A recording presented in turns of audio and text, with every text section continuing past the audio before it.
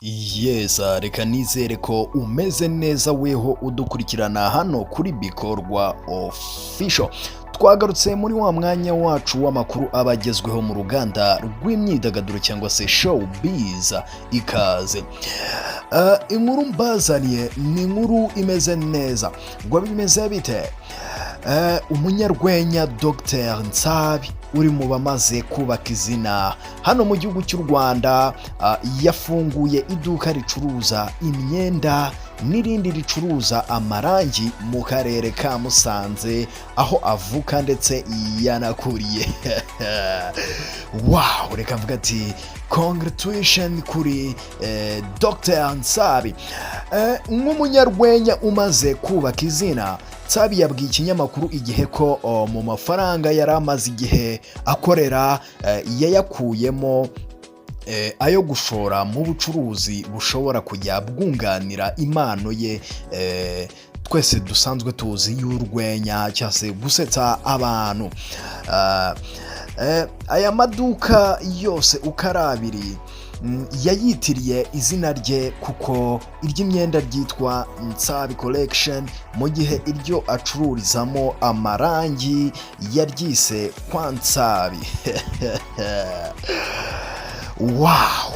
Nsabi w'imyaka 26 ubusanzwe yitwa Nsabimana Eric, avuka mu muryango w'abana 4 barimo 3 b'abahungu.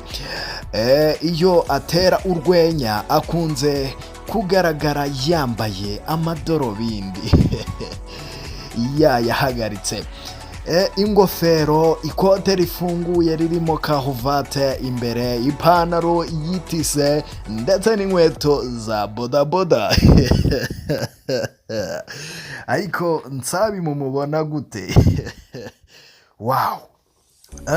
Uyu musore yatangiye ibyo gutera urwenya yifashisha imbuga nkoranyambaga nka Instagram, nyuma aza gutangira gukorana na chaîne ya YouTube yitwa Irebero TV yamufashije kugeza ubwo yahuye na Kiramani uzwi nawe muri filime kuri YouTube, ari nawe bakorana bya hafi bafatanyije n'uwitwa Mitsutsu Nyambo n'abandi batandukanye bajya bahurira muri sinema. Dogiteri Nsabi avuga ko sinema imaze kumwubakira ubuzima ku buryo abasha kwitunga no gufasha abandi bamwitabaje.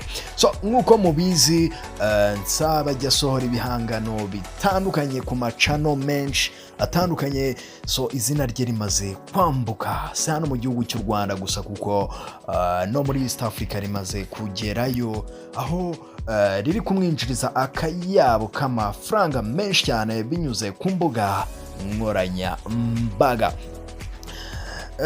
Dogiteri Nsabi so birumvikana neza ko imusanze nyine yamaze gushinga ibikorwa bibiri, niba twayita kenkayori kuko urumva ni iduka ricuruza imyambaro ndetse n'irindi duka ricuruza amarangi, ari byo nababwiraga rishobora kuba ririmo na kenkayori. Ubwo abegereye aho i Musanze murabyumva, mujye guteza imbere Dogiteri Nsabi muri Nsabi Collection, aho ni ahacururizwa imyambaro ndetse no kwa Nsabi ahacururizwa amarangi. So reka tubashimire kuba mwadukurikiranye muri benshi, naho mu yandi makuru ari buze gukurikiraho.